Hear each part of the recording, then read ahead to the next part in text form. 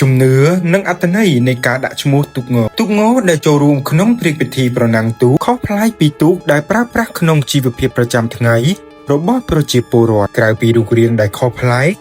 ទូកងតែងមានឈ្មោះហើយភាគច្រើនឈ្មោះទូកងគឺតែងតែវែងតាក់ទងនឹងឈ្មោះទូកទាំងនោះផងដែរពលរដ្ឋខ្មែរតែងនិយាយលេងសើចជារឿយៗចំពោះមនុស្សណាដែលមានឈ្មោះវែងថាមានឈ្មោះវែងដូចជាទូកងតើការដាក់ឈ្មោះទូកតាក់ទងយ៉ាងណាខ្លះនឹងជំនឿខ្មែរប្រជាជនខ្មែរមានវប្បធម៌ប្រើប្រាស់ទូកតាំងពីយូរណាស់មកហើយមកទល់នឹងបច្ចុប្បន្ននេះការប្រើប្រាស់ទូករបស់ប្រជាពលរដ្ឋខ្មែរនៅតែមានសារៈសំខាន់សម្រាប់បម្រើដល់ការនេសាទនិងការធ្វើដំណើររបស់អ្នកស្រុកនៅតាមមាត់ស្ទឹងទន្លេឬអ្នកភូមិបណ្ដែតទឹកពិសេសអាចយកទៅចូលរួមប្រណាំងលេងកម្សាន្តក្នុងឱកាសពិធីប្រណាំងទូកផងដែរនៅក្នុងការរស់នៅរបស់ប្រជាពលរដ្ឋខ្មែរគេក៏សម្គាល់ឃើញថាទូកខ្មែរមានច្រើនប្រភេទក្នុងចំណោមនោះទូកងជាប្រភេទទូកដែលខុសប្លែកពីទូកប្រើប្រាស់ក្នុងជីវភាពប្រចាំថ្ងៃខុសប្លែកត្រង់ថាទូកងជាទូកប្រណាំងដែលមានរូបរាងវែងប្រវែងចាប់ពី25ម៉ែត្រទៅ30ម៉ែត្រនិងមានទំហំខុសប្លែកពីទូកធម្មតាដែលអាចផ្ទុកមនុស្សបានចាប់ពីចន្លោះ20នាក់60នាក់ឬ75នាក់ក្រៅពីនេះទូកងក៏មានលម្អទៅដោយក្បាលមកគ្រុឌហង្សនាគនៅក្បាលឬកន្សៃ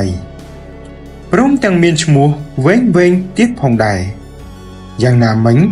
ដូចជាឈ្មោះទូកសម្ដេចវិបុលបញ្ញាបារមីមានជ័យជាដើមជាទូទៅមនុស្សម្នាតែងនិយាយថាបើចង់ឲ្យទូកលឿននិងមានជ័យជំនះនៅក្នុងការប្រណាំងគឺផ្អែកទៅលើការដាក់គោរមងារទូក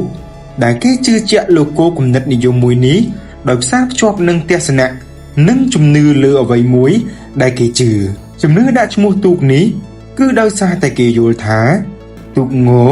ជាវត្ថុដ៏ពិសិដ្ឋដែលមានព្រលឹងឬបារមីកាន់ហេតុតែអត្ថន័យនៃជំនឿលើវិញ្ញាណនេះទើបប្រជាជនខ្មែរថែរក្សាតម្កល់ទូកទុកដោយប្រុងប្រយ័ត្ននិងត្រឹមត្រូវបំផុតនៅក្នុងបរិវេណវត្តនៅពេលចូលរួមប្រណាំងម្ដង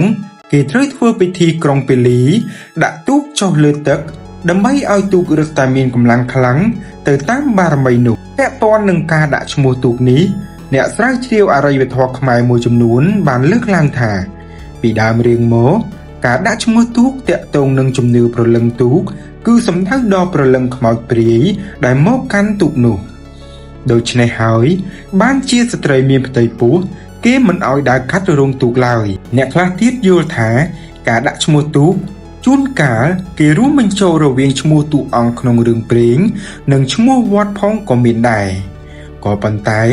បច្ចុប្បន្ននេះឈ្មោះទូកភាគច្រើនត្រូវរួមបញ្ចូលឈ្មោះមនុស្សដែលជាថ្នាក់ដឹកនាំឬអ្នកមុខអ្នកការដែលមានធនធានលើការឧបត្ថម្ភទូកក៏មានដែរ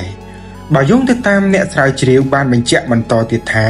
ពីដើមរៀងមកឈ្មោះទូកតែងតាក់ទងនឹងឈ្មោះស្រីដូចជាអភូតហេតុអ្វីមួយទៅកាន់ទូកនឹងជាខ្មោចភេទស្រីជាពិសេសជាប្រភេទខាងព្រាយព្រោះព្រាយពូកែខាងមន្តអាគមដោយសារតែមូលហេតុនេះហើយបានជាគេត្រូវការមន្តអាគមពីព្រោះថាគេទៅប្រណាំងដល់ត្រូវការប្រណាំងយើងចង់ឲ្យលឿនជាងគេយ៉ាងណាក៏ដោយក៏យើងត្រូវការមន្តអាគមអ្នកខ្លះគេហៅថាព្រាយក្បាលទូកឬក៏អ្នកកាន់ក្បាលទូកដូច្នេះហើយបានជាស្ត្រីមានផ្ទៃពោះគេមិនអោយដើរកាត់រោងទូកឡើយពីព្រោះថាកាលណាស្ត្រីមានផ្ទៃពោះដើរកាត់ទូកគឺព្រាយគិតថាជាសត្រូវរបស់ពួកគេគួរបញ្ជាក់ផងដែរថាពីដើមឡើយទូកងគឺជាប្រភេទទូកចម្បាំងទ័ពជើងទឹករបស់ខ្មែរសម្រាប់ការពារបូរណទឹកដីដែលរៀបចំឡើងយ៉ាងជំនាញ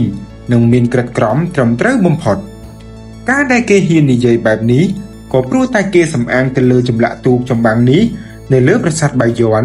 ដែលបង្ហាញពីភាពអង់អាចក្លាហានរបស់កងទ័ពជើងទឹកខ្មែរក៏ប៉ុន្តែនៅពេលបច្ចុប្បន្នទូកងបានក្លាយជាទូកដ៏មានប្រជាប្រិយភាពបំផុតសម្រាប់ប្រជាពលរដ្ឋខ្មែរពិសេសនៅក្នុងព្រឹត្តិពិធីបុណ្យអុំទូកនៅរាជធានីភ្នំពេញបើទោះជាមានការផ្លាស់ប្ដូររបស់សង្គមយ៉ាងណាក៏ដោយក៏ជំនឿចំពោះព្រលឹងទូកនៅតែមិនទាន់ផ្លាស់ប្ដូរនៅឡើយទេគឺគេ នៅជឿថាទូកនីមួយៗនៅតែមានព្រលឹងសន្ធឹកឬមានអ្នកកាន់សូមអរគុណច្រើនបងប្អូនទាំងអស់គ្នាដែលបានទស្សនាវីដេអូនេះសម្រាប់បងប្អូនតើមានគំនិតមតិយោបល់យ៉ាងណា